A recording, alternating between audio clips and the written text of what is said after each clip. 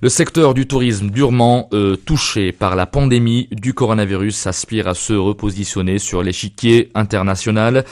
Pour atteindre cet objectif, une feuille de route a été élaborée par le ministère du Tourisme.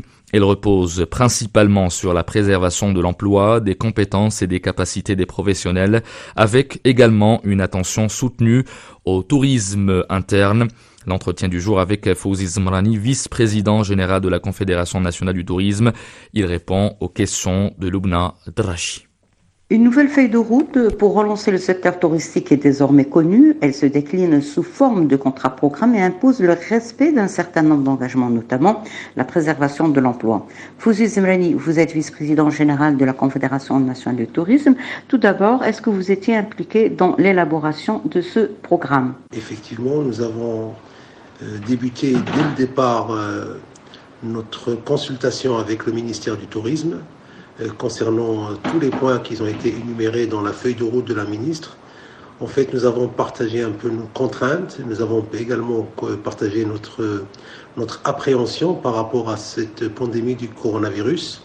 Et nous nous sommes finalement alignés sur pratiquement tous les points qui feront l'objet très prochainement d'un contrat programme qui devrait reprendre les attentes de l'ensemble des fédérations métiers qui ont toutes été consultées sans en oublier aucune, que ce soit au niveau des transports, au niveau de l'hébergement, au niveau de la restauration, au niveau de la distribution du voyage et même au niveau des guides de tourisme.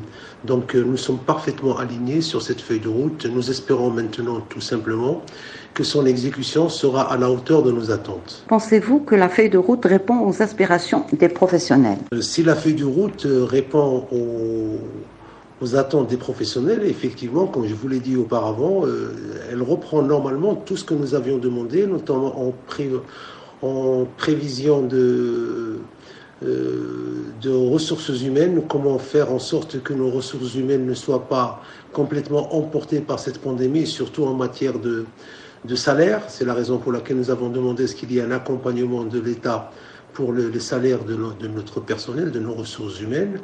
Également alléger les crédits qui sont aujourd'hui faits par l'ensemble des opérateurs, que ce soit au niveau des hôtels, qu'au niveau du transport touristique, qu'au niveau des guides, qu'au niveau des ménages marocains qui sont liés au tourisme, avec un moratoire sur tout ce qui est aujourd'hui traite, crédit à rembourser, mais également à débloquer de l'argent pour que les gens puissent quand même continuer à survivre jusqu'à ce qu'il y ait une reprise réelle du secteur. Les mesures de prévention et de santé au sein des institutions touristiques seront traduites en un label baptisé Welcome Safely. Est-ce que vous pensez que cette certification tend à redonner confiance aux touristes nationaux, de 1, et de 2, de faciliter la commercialisation de la destination Maroc? Alors le label Welcome Safety est une excellente initiative du ministère du Tourisme et plus spécialement de la direction de la réglementation et de la qualité.